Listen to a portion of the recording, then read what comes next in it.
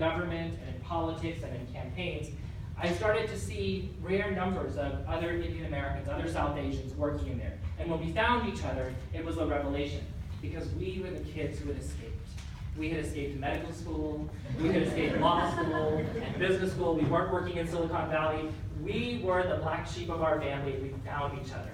And thank God for people like Kumar Marve and Aruna Miller, that there were actually success stories that we could look at and say, see, Mom and Dad, there's some stability in this job, right?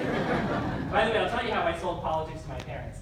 They were, of course, devastated when I decided not to go into the family business. I said, look, our family has 18 physicians, 7 nurses. You don't need another one. Unless we're going to open up a clinic, there's no need for me to go into medicine.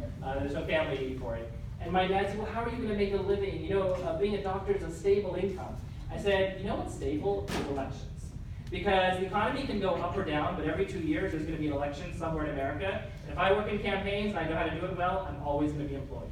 And I was right about that. And so here we are, years later, this little group of Indian Americans, political operatives.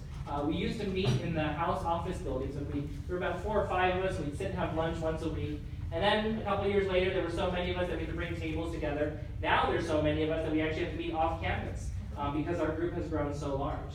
And we've seen a lot of success. In addition to what we've seen here in Maryland, we've seen Indian Americans elected to governorships, elected to Congress, including Dr. Ami Bera from Sacramento, who serves in the Congress today.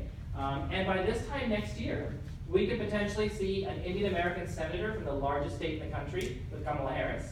We could see potentially an Indian American Supreme Court justice with somebody like Sri Srinivasan. And of course, I'm very proud to work for the first Indian American Surgeon General, Dr. Vivek Murthy. Now, I want to tell you a little bit about my friend Vivek Murthy. We met when we were in high school. We were at summer camp together. So for the kids in the audience, let this be a lesson. Stay in touch with your summer camp friends. One day, they can give you a job. And Vivek was a really good guy. We were about 16, 17 years old. He was from Miami. I was from Texas. We'd been thrown together in the summer camp program.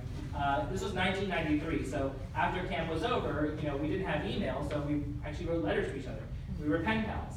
And we stayed in touch over the years, and he went on to become a community organizer. He became a physician. He actually started his own tech company. And I went into the government and political realm. So in 2008, when Barack Obama was running for president, Vivek found me on Facebook and he said, hey Parag, I'm trying to organize other physicians around Barack Obama's campaign. And I know a lot about medicine and I know a lot about physicians, but I know nothing about politics. So can you help me out?